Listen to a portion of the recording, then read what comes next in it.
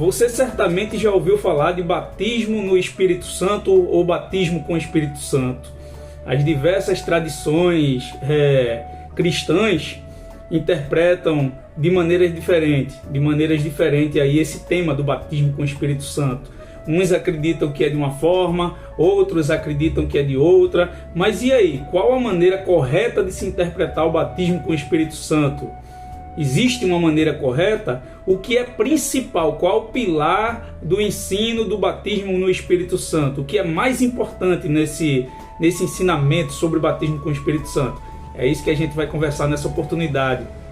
Mas antes disso, eu quero pedir a você, nosso momento devocional é um momento que você, junto comigo, vai refletir um pouco sobre a palavra de Deus, sobre a vida, sobre religião, sobre alguma coisa que a gente possa relacionar à nossa fé.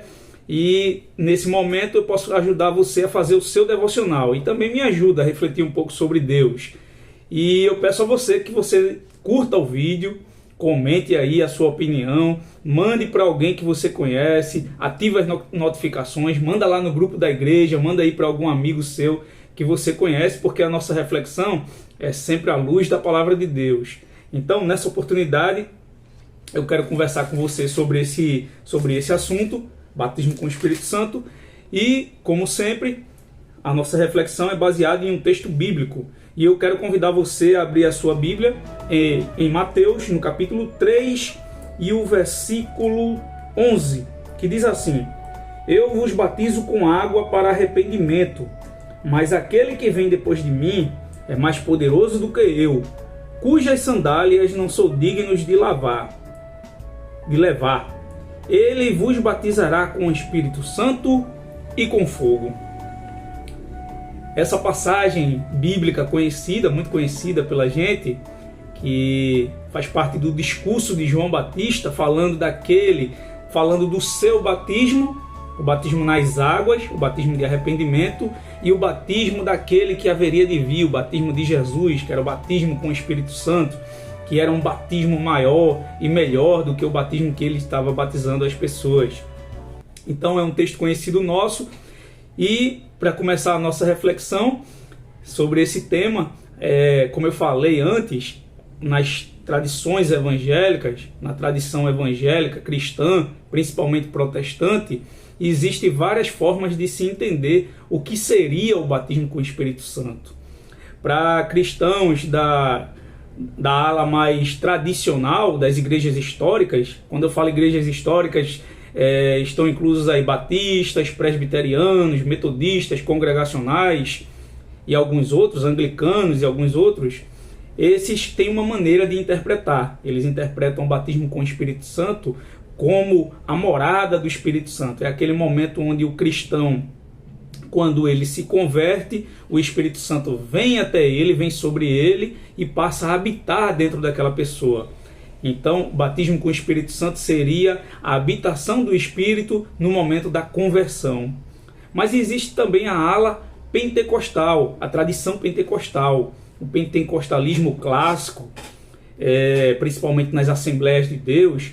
Eles têm um entendimento de que o batismo com o Espírito Santo é algo que acontece ao crente em um momento subsequente à salvação. Você já é salvo, já é convertido, o Espírito Santo já habita em você, mas aí você recebeu um revestimento de poder. Você recebe um revestimento de poder, e esse revestimento de poder, ele vem acompanhado de um sinal que evidencia que você foi batizado com o Espírito Santo. E esse sinal é as línguas estranhas. Então, para a tradição pentecostal, o batismo com o Espírito Santo está associado ao falar em línguas. A evidência do batismo quase sempre é o falar em línguas, não necessariamente sempre.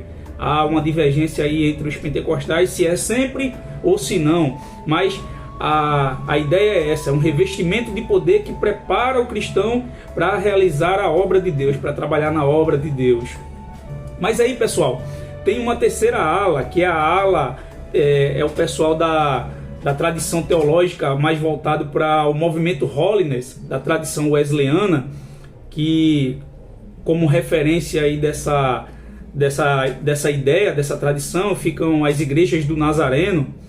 E eles entendem o batismo com o Espírito Santo de acordo com as perspectivas de John Fletcher. John Fletcher foi um teólogo metodista contemporâneo de John Wesley, no século XVIII, que era um auxiliar de John Wesley no movimento metodista do século XVIII. E John Fletcher foi o primeiro a começar a sistematizar, a colocar em doutrina, a pensar teologicamente sobre o batismo com o Espírito Santo.